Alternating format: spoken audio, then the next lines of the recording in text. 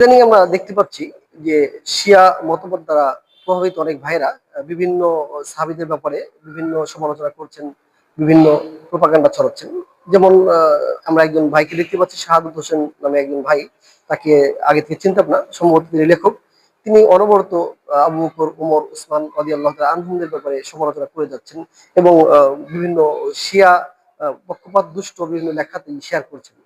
যেমন তাদের একটা দাবি, শুধু সাদত হোসেন খান ভাই ওনার দাবি নয়, বিভিন্ন শিয়া লেখকদের দাবি যে রাসূলুল্লাহ সাল্লাল্লাহু আলাইহি ওয়াসাল্লাম যখন ইন্তেকাল করেন তখন হযরত সাইয়্যিদাতুনা ফাতিমা রাদিয়াল্লাহু তাআলা আনহা হযরত আবু বকরের কাছে যান, যে বলেন যে আমাকে ফাই ফাইয়ের ফাই এবং ফাদাকের যে রাসূলুল্লাহ সাল্লাল্লাহু আলাইহি ওয়াসাল্লামের যে সম্পত্তি এবং মদিনার যে সদকা এগুলো থেকে আমাকে মিরাজ দেন, রাসূলুল্লাহ সাল্লাল্লাহু আলাইহি ওয়াসাল্লামের উত্তরাধিকারী সম্পত্তি দান করেন।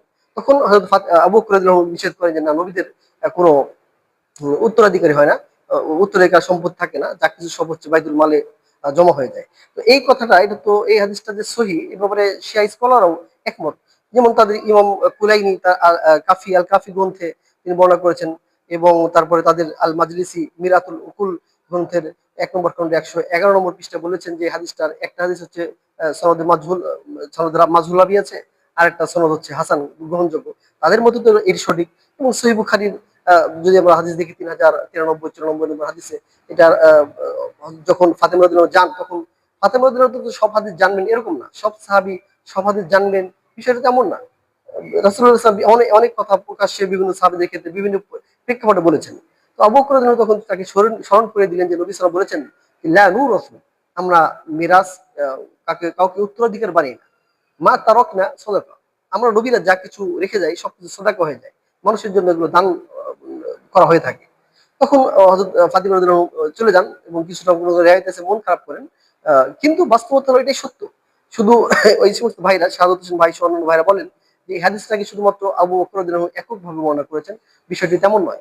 যদি সহিহ বুখারীর ৩০৯৪ নম্বর হাদিস এর পরবর্তী হাদিসগুলো দেখি, এখানে পরবর্তীতে যখন হযরত ওমরের কাছে যখন হযরত আব্বাস রাদিয়াল্লাহু তাআলা আনহু এবং আলী রাদিয়াল্লাহু আনহু যান, তখন তিনি তাদেরকে বলেন যে আপনারা কি জানেন না নবী সাল্লাল্লাহু আলাইহি ওয়াসাল্লাম বলেছেন, না নূরাসু, আমরা উত্তরাধিকার বানাই না, মা তারাকনা সাদাকা, আমরা যা কিছু রেখে যাই নবীরা সবকিছু সাদাকা। তখন তারাও স্বীকার করে যে হ্যাঁ আমরা জানি। তারা কিন্তু উচ্চবাচ্য করেনি এবং অস্বীকার করেন। এরপরে যদি দেখেন যে সাইয়েদুনা হযরত আলী রাদিয়াল্লাহু আনহু যখন চতুর্থ খলিফা হন, তখন কিন্তু মুসলিম বিশ্বের খলিফা তিনি। তখন তিনি ইচ্ছা করলে তিনি কিন্তু ফাদাকের সম্পত্তি তার সন্তানদের মধ্যে এবং ফাতেমা রাদিয়াল্লাহু আনহা এর সন্তানদের মধ্যে বন্টন করতে পারতেন। কিন্তু ইতিহাস সাক্ষী যে তিনি তখনও এই ফাদাকের সম্পত্তি কারো মধ্যে বন্টন করে দেননি। তিনিও জানতেন যে নবীদের কোনো ওয়ারিস হয় না। তো এই সমস্ত ভাইরা এরপরে মিথ্যা প্রোপাগান্ডা ছড়ায় আবু বকর রাদিয়াল্লাহু আনহু নামে, ওমর রাদিয়াল্লাহু আনহু নামে। অথচ আবু বকর রাদিয়াল্লাহু আনহু কত সহজ সরল জীবনযাপন করতেন, কত সাধারণ জীবনযাপন করতেন, যে যখন তিনি খলিফা হন তখনও তিনি ব্যবসা করার জন্য বের হচ্ছিলেন, যে আমার জীবিকা নির্বাহের জন্য ব্যবসা করব। তখন সাহাবীরা না করেন যে না, আপনি যদি খলিফা হয়ে যদি ব্যবসা করেন তাহলে খেলাফতের কাজে বিঘ্ন ঘটবে। এরপরে যখন আরেকটা প্রসিদ্ধ ঘটনা, যে তার স্ত্রী তাকে বলেন যে আমার সন্তানরা মিষ্টান্ন খেতে চাচ্ছে, আপনি কিছু অতিরিক্ত খাবার টাকা বাইতুল মাল থেকে নেন। তখন স্ত্রীকে বলেন যে তুমি প্রতিদিনই খাবার থেকে কিছু পরিমাণ জমিয়ে রাখবে, সেখান থেকে মিষ্টান্নের ব্যবস্থা করা হবে। যখন মাস শেষে দেখলেন যে মিষ্টান্ন ব্যবহার এর ব্যবস্থা হয়ে গেছে, তখন তিনি বাইতুল মালের যে দায়িত্বে ছিলেন তাকে বললেন যে প্রতি মাসে এই পরিমাণ বাজেট আমার বাইতুল মালের বাজেট থেকে কমিয়ে দিবে। কত সিম্বল জীবনযাপন করতেন। ওমর রাদিয়াল্লাহু আনহু, আসলে আবু বকরের যদি লোভ থাকতো তাহলে তো তিনি ফাদাকের সম্পত্তি থেকে নিজে ভোগ করতেন। অথচ তিনি নিজে ১ পয়সাও ভোগ করেননি। ফাদাক থেকে, ফাই থেকে, মদিনার সদকা থেকে তিনি ১ পয়সাও তিনি এখান থেকে নিজে ভোগ করেননি। তিনি বাইতুল মালে দিয়ে গরিব মিসকিন এবং দিনী কাজে তিনি এগুলো ব্যয় করেছেন। এরপর ওমর রাদিয়াল্লাহু আনহু, তার ব্যাপারে তো এই ধরনের ধারণা করা যায় না। তিনি কত আ সহজ সরল শাসনকর্তা ছিলেন, খলিফা ছিলেন। অর্ধ পৃথিবী শাসন করেছেন তিনি ধুলার তখ্তে বসে, এবং গাছের নিচে তিনি অনেক সময় শুয়ে থাকতেন। এত সিম্পল জীবনযাপন করতেন, তালিযুক্ত কাপড় পরিধান করতেন। তাদের যদি ক্ষমতার লোভ থাকতো, রাজনৈতিক লোভ থাকতো, তাহলে তো তারা বিলাসবহুল জীবনযাপন করতেন। তো সাহাবীদের ব্যাপারে এ ধরনের ধারণা পোষণ করা ইসলামের প্রতি একটা বিদ্বেষ, ইসলামের প্রতি সমালোচনা চলে আসবে। কারণ নবীজির একদম সংস্পর্শপ্রাপ্ত সাহাবীদের যদি এরকম আচার-আচরণ হয়, তাহলে নবীজি যে এত বছর মেহনত করলেন, তাদের ইসলাহের কাজ করলেন, তাহলে তারা কি সংশোধন, তাদেরকে কি সংশোধন করতে পারলেন? এই ধরনের ধারণা করলে, এই সমস্ত বড় বড় সাহাবীদের ব্যাপারে যদি খারাপ ধারণা হয়, তাহলে রাসূলুল্লাহ সাল্লাল্লাহু আলাইহি ওয়াসাল্লামের যে মিশন, এই মিশন ব্যর্থ বলে মনে হয়। যেমন এই ভাইরা বলেন যে আবু বকর রাদিয়াল্লাহু আনহু তিনি এখানে অন্যায় করেছেন, এবং শুধু এই হাদিসটা তিনি বর্ণনা করেছেন, অন্য কেউ বর্ণনা করেনি। অথচ যদি আমরা দেখি সহিহ বুখারী হাদিস সহ অন্যান্য কিতাবে দেখি, এবং সহিহ বুখারীর 3054 নম্বর হাদিসের শেষে যখন উমর রাদিয়াল্লাহু আনহুর কাছে তার খেলাফতের জামানায় হযরত আলী এবং আব্বাস রাদিয়াল্লাহু আনহু আসতেন, তখন তিনি তাদেরকে বললেন যে আপনারা কি এই হাদিস শোনেননি? নবী সাল্লাল্লাহু বলেছেন যে লা নুরাসু, আমরা উত্তরাধিকারী বানাই না, মা তারাকনা সাদাকা, আমরা যা কিছু রেখে যাই, আমরা নবীরা যা কিছু রেখে যাই সব সাদাকা। তখন তারা সেটা স্বীকার করে। এবং আলী রাদিয়াল্লাহু আনহু তিনি খলিফার পরেও তিনি এই সম্পত্তিগুলো নিজেরা ভাগ করে নেননি, উত্তরাধিকার হিসাবে ভাগ করে নেননি।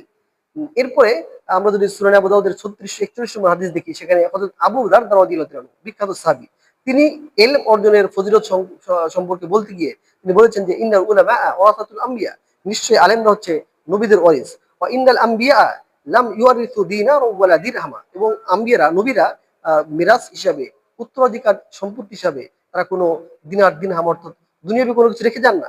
ইন্নামা ওয়ারাসাতুল ইলম, তারা শুধু এই উত্তরাধিকার সম্পত্তি হিসাবে, উত্তরাধিকার মিরাস হিসাবে তারা শুধু এলেম, নবুয়তের এলেম, ওহির এলেম রেখে যান, জ্ঞান রেখে যান।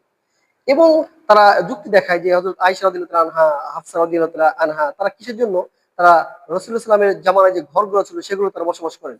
যদি মেরাজ যদি নাই থাকতো, তারা কিসের জন্য সেখানে বসবাস করতেন? আসলে ভাই, সাহাবায়ে কেরাম যেমন আবু বকর রাদিয়াল্লাহু আনহু পুরা আহলুল বাইতের, ফাতেমা রাদিয়াল্লাহু তাআলা আনহা, তার পরিবার, আলী রাদিয়াল্লাহু আনহু তার সন্তানদের, এবং আব্বাস রাদিয়াল্লাহু আনহু তাদের পুরা পরিবারের যাবতীয় খরচ বাইতুল মাল থেকে বহন করতেন।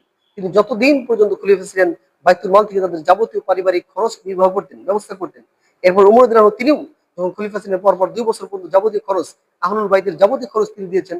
এরপরে হযরত আলী এবং হযরত আব্বাস রাদিয়াল্লাহু আনহুকে এই ফাদাকে সম্পত্তির মুতল্লি বানিয়ে দেন, যে আপনি এটা মালিক হবেন না, তবে মুতল্লি, দায়িত্বশীল হয়ে এগুলো আল্লাহ রাসূল যেভাবে খরচ করতেন এভাবে খরচ করবেন। তো এই আহলুল বাইত এবং নবী পরিবারের খরচ বাইতুল মাল থেকে বহন করতেন। আর তাদের খরপোশ বাসস্থানের ব্যবস্থা হিসেবে নবী সাল্লামের রেখে যাওয়া সেই ঘরগুলোই তারা বসবাস করেন। এবং মৃত্যুর পরে কিন্তু তারা সেই সমস্ত ঘর নিজেরা নেননি, এবং মেরাসের সম্পত্তিকে 1 টাকাও নেননি। তাহলে সে কিভাবে আমরা তাদের উপরে আমরা দোষ আরোপ করব যে আবু বকরের মেয়ে আয়েশা রাদিয়াল্লাহু তাআলা আনহা এবং উমর রাদিয়াল্লাহু আনহুর মেয়ে হাফসা রাদিয়াল্লাহু তাআলা আনহা কিসের জন্য নবীর ঘরে থাকতেন? এটা তাদের, যেহেতু তাদের খরপোশের অধিকার বাইতুল মাল থেকে এটা ব্যবস্থা করা হতো, এই হিসেবে থাকতেন। এরপরে ভাইরা, যেমন সূরা মারইয়ামের ৫-৬ আয়াত থেকে, যেমন জাকারিয়া আলাইহিস সালাম যখন আল্লাহর কাছে দোয়া করেন, হে আল্লাহ ফাহাবলি মিন লাদুনকা ওয়ালিয়্যা, আমাকে একজন ওলি দান করেন, অভিভাবক দান করেন। যে ইন্নী খিফতুল মাওয়ালিয়া, আমি আমার স্বগোত্রীয়, এবং কোনো বর্ণনায় এসেছে আমি আমার চাচাতো ভাইদের থেকে আশঙ্কা বোধ করছি। আহ, এটা কিন্তু দুনিয়াবী সম্পত্তির আশঙ্কা বোধ করেননি। যেমন মুফতি তাকি উসমানী তার তাফসীরের মধ্যে লিখেছেন যে তার নবুয়তের যে মিশনের দায়িত্ব আমার চাচাতো ভাইরা বা আমার স্বগোত্রীয়রা এরা তারা করতে পারবে না। এই জন্য আপনার কাছে আমি একজন দায়িত্বশীল চাচ্ছি। আহ, কিন্তু দুনিয়াবী সম্পত্তির জন্য বলেনি। কারণ এরপরে এত যদি আমরা দেখি যে ইয়ারিসুনি ওয়া ইয়ারিসু মিন আর ইয়াকুব, যে সন্তান আমার উত্তরাধিকারী হবে এবং ইয়াকুব আলাইহিস সালামের উত্তরাধিকারী হবে। আমরা জানি যে হযরত ইয়াকুব আলাইহিস সালাম জাকারিয়া আলাইহিস সালামের প্রায় 1000 বছরের বেশি আগে দুনিয়াতে এসেছিলেন। তো 1000 বছরের আগের সম্পত্তি তো এর উত্তরাধিকারী তো জাকারিয়া ইসলামের সন্তান হবেন না। এর নিশ্চিতভাবে নবুয়তের যে দায়িত্ব, মিশন, এই মিশনের এই কাজের দায়িত্বশীল হিসেবে আল্লাহর কাছে দোয়া করেছেন। এরপরে সূরা আন-নামলের 16 নম্বর আয়াতের দলিল দিয়ে থাকেন এই ভাইরা, যে সুলাইমান আলাইহিস সালাম ওয়া ইয়ারিসু সুলাইমান ও দাউদা, সুলাইমান দাউদের উত্তরাধিকার হলেন। এটা তো দুনিয়াবী সম্পত্তির উত্তরাধিকার নয়। কেননা যদি দুনিয়াবী সম্পত্তির উত্তরাধিকার হতো, তাহলে তো হযরত দাউদ আলাইহিস সালামের অনেক সন্তান ছিল। সেই সন্তানরা তো উত্তরাধিকার হয়েছে। তো এখানে সুলাইমান আলাইহিস সালামের নাম বিশেষভাবে বলার কোনো প্রয়োজন ছিল না। মূলত সুলাইমান আলাইহিস সালাম তার পিতা যেহেতু নবী ছিলেন দাউদ, সুলাইমান আলাইহিস সালাম নবুয়তের দায়িত্ব পান, এবং নবী হিসাবে আল্লাহর আইন দিয়ে দেশ পরিচালনার, রাজ্য পরিচালনার দায়িত্ব পান।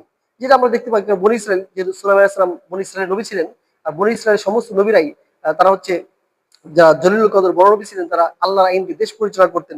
এর জন্য আমরা দেখি সহিহ বুখারী 3450 নম্বর হাদিসে রাসূলুল্লাহ সাল্লাল্লাহু আলাইহি ওয়াসাল্লাম বলেন যে কানাত বানু ইসরাঈল তাসুসুহুমুল আম্বিয়া, বনী ইসরাইলকে তাদের নবীরা শাসন করত আল্লাহর আইন দিয়ে। কুল্লামা হালাকা নবিয়্যুন, যখন কোনো নবী মৃত্যুবরণ করত, খলাফা নবিয়্যুন, অন্য একজন নবী এসে আল্লাহর আইন দিয়ে রাষ্ট্র পরিচালনা করত। সেই হিসেবে হযরত সুলাইমান আলাইহিস সালাম আল্লাহর আইন দিয়ে দেশ পরিচালনার দায়িত্ব তার পিতার কাছ থেকে পান, এবং নবুয়তের দায়িত্ব পান। এই হিসেবে এই উত্তরাধিকারী ছিলেন, সম্পত্তির উত্তরাধিকারী ছিলেন না। এই জন্য আমরা বলবো সমস্ত ভাইদেরকে, আপনারা শুধু এক পেশে শিয়া মুতাআসসিব দলান্ধ শিয়াদের লেখা পড়ে সাহাবাদের প্রতি বিদ্বেষ পোষণ করবেন না। দেখতেছি অনেক ভাইরা নিজেদের আহলুল বাইত দাবি করে সাহাবীদের ব্যাপারে এমন বিদ্বেষ রাখে অন্তরে। অনেক শিয়া তো তাকিয়া করে বাংলাদেশের মানুষের সাথে কথা বলতে গেলে বলে যে আমরা মুসলিম ভাই ভাই, কিন্তু অন্তরে অনেক শিয়ারাই সাহাবীদের প্রতি অত্যন্ত বিদ্বেষ রাখে। আমার বিভিন্ন কমেন্টসে সাহাবীদের প্রতি আবু বকর, ওমর, উসমান রাদিয়াল্লাহু তাআলা আনহুম, আয়েশা রাদিয়াল্লাহু তাআলা আনহা তাদের ব্যাপারে বিদ্বেষ পোষণ করে। আমরা আহলুস সুন্নাহ ওয়াল জামা কোন সাহাবীদের ব্যাপারে সমালোচনা করি না। যেভাবে আমরা তিন খলিফাকে শ্রদ্ধা করি, একইভাবে আমরা সাইয়্যিদুনা মাওলা আলী রাদিয়াল্লাহু আনহুকে আমরা শ্রদ্ধা করি। আমরা তার ব্যাপারে কোনো সমালোচনা করি না।